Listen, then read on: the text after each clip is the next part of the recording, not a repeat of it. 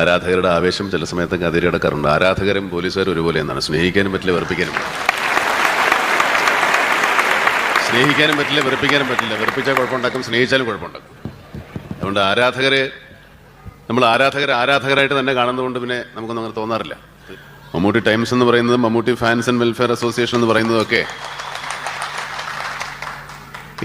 ഈ ചെറുപ്പക്കാരുടെ ആവേശം, ഒരു നടനോടുള്ള ആവേശം അല്ലെങ്കിൽ ഒരു ആരാധനയെ നമുക്ക് നല്ല വഴിക്ക് തിരിച്ചുവിടാൻ സാധിക്കുമെന്നുള്ളതിൻ്റെ ഏറ്റവും വലിയ ഉദാഹരണങ്ങളാണിത്. കാരണം വെറുതെ നടനെ കാണുമ്പോൾ കൈയടിക്കുകയും ബഹളം വയ്ക്കുകയും പൂവുകയും മാത്രമല്ലാതെ നടൻ്റെ പേരിൽ നടനെ ആരാധിക്കുന്ന ആളുകളുടെ ജീവകാരുണ്യ പ്രവർത്തനങ്ങളാണ് കൂടുതൽ ഞങ്ങൾ മറ്റു പല നടന്മാരും ചെയ്യുന്ന പോലെയൊന്നും ഉള്ളൂ. ഞാൻ തന്നെ അതിനൊരു മഹാനായിട്ട് പറയുന്നതല്ല.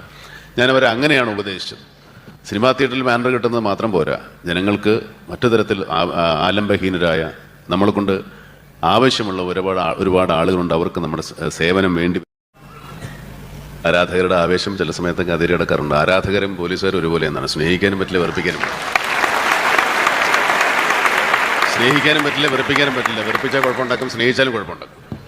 അതുകൊണ്ട് നമ്മൾ ആരാധകരായിട്ട് തന്നെ കാണുന്നതുകൊണ്ട് പിന്നെ നമുക്കൊന്നും അങ്ങനെ തോന്നാറില്ല.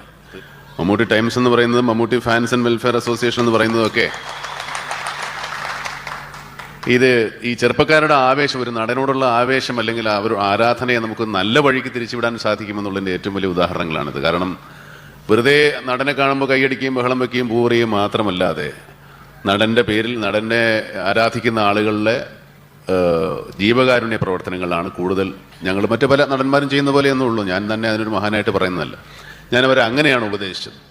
സിനിമാ തിയേറ്ററിൽ ബാനർ കിട്ടുന്നത് മാത്രം പോരാ, ജനങ്ങൾക്ക് മറ്റു തരത്തിൽ ആലംബഹീനരായ നമ്മളെ കൊണ്ട് ആവശ്യമുള്ള ഒരുപാട് ആളുകളുണ്ട്. അവർക്ക് നമ്മുടെ സേവനം വേണ്ടി.